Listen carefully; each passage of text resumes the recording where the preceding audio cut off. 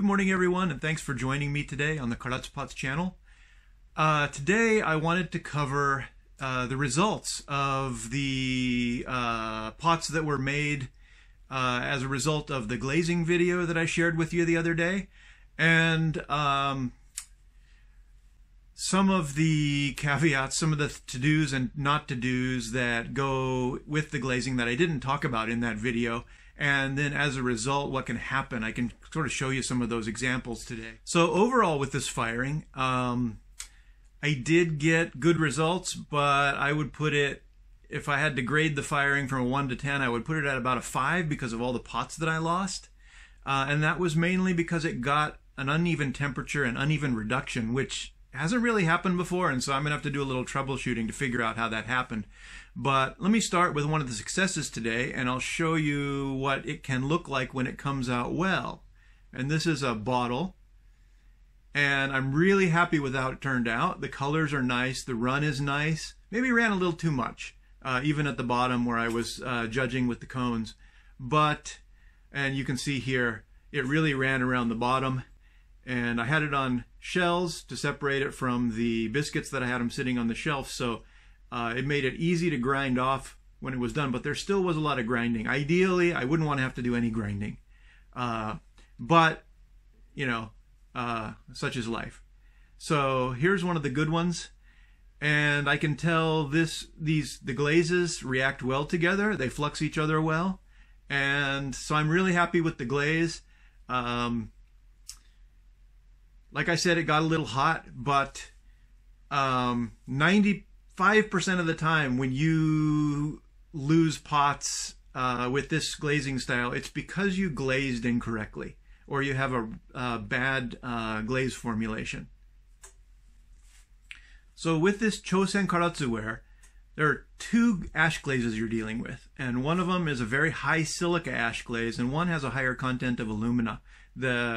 Because of the clay content, and that's the brown glaze. The brown glaze has clay content as well as ash, so it's got a higher alumina to silica ratio. The white glaze is rice straw ash, and it's a very high silica glaze, so it has a lower alumina to silica ratio. If you know what I mean there, I guess. Anyway, so the danger with this white glaze, this is the biggest danger, is if you lay it on too thick, it will run down and you'll just have a solid white sheet. Or in really bad cases, it will run down into the middle and you'll just get this thick white pool, and the bottom of your round pot will be just this like flat lake of white, flat white with some bubbles popping in it, and it's no good. So that's one end, and if you lay it on too thin, let me see if I can find an example. Okay, well, this is one of the guys that died, but you can see there that the white is turned clear. If you put it on too thin, it just goes too thin, it runs, and then it's too thin, and you've got nothing but clear glaze on your pot, and, which, yeah, you know. So these were a couple of the ones that didn't make it, and to give you an example of the running, that one really ran. This pot got too hot and it got over reduced, so it ran a lot because that iron glaze gets fluxed with the reduction and really pulls everything down the pot. So, you know, and to compare the two that I showed you here earlier, this one, you know, it ran a bit and I had some grinding, but this one really ran and it really pooled all around the edges. So that's something to definitely avoid if you can. So the white glaze, like I said, if it's on the interior of the pot, you're really in danger of having it run down and make this solid white. This is close to the ideal of what I aim for. This glaze, in the Japanese, it's called Madara Karatsu. It's Madara Karatsu, and Madara means mottled, not white. Okay, so you want a mottled surface with movement and color. variations in color. So you want it mottled. You don't want a solid white. And that's sort of a common misunderstanding. But this is what you can still see the interior, the little swirl I put there. There's no glaze pooled in the bottom. And it's not gone clear either. You can still see a really nice, the really nice blue hues that are coming through there with that chun effect. So for me, this is sort of the ideal that I want on the interior. Okay, so now for the exterior, that bowl that I just showed you, that's the exterior. And that is really a lot more running than I would want. First of all, I had to spend a lot of time grinding the bottom, and the bottom looks messy now. I would really ideally like for all that brown to pretty much stop right at this line, maybe a little bit of slight drippiness, but not running down onto the foot. And I'd want a distinct white band with a gradient down into a distinct dark band, which I don't have on this pot. So, I mean, I would call this overfired. It is pretty, but, you know, it's not ideal. This one is a little closer to what I would prefer to have. And you can see here that it goes from white to the gradation to the brown. It did run on one side, but it didn't run down onto the foot. So this was probably, this is the one pot in the entire load that came closest to what I really aim for, that I can show you. So I was pretty happy with that. And then on the interior, if you can see the interior there, it's not pooled on the interior either. It's you can still see the clay showing through there, and you can see variation in the surface there on the sides and the bottom. So that came out really well. All right, so now let me give you an example of sort of the ideal, what I feel like is the ideal for this glaze, and this is this bottle right here.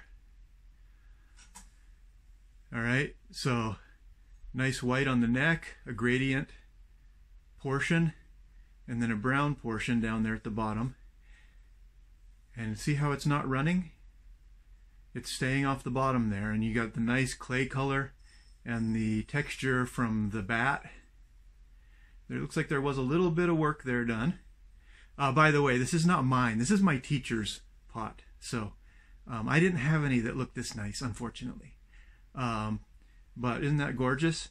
So anyway, this is one of the first pots I ever saw when I came and looked at Karatsu ware. And this, seeing this glaze like this, and seeing how he built these jars, these bottles and jars, this is sort of the reason that I got started in pottery to begin with. So, and there it is. Pretty. All right, so that's just a little talk about the Chosen Karatsu, I wanted to do a video of how to glaze, and then now I'm doing the comments afterwards because I wanted you to know what happens if the glaze is too thick, or if the glaze is too thin, or if it gets too hot. One more thing. All right, I'm not sure if you're going to be able to tell with my camera. I hope you can.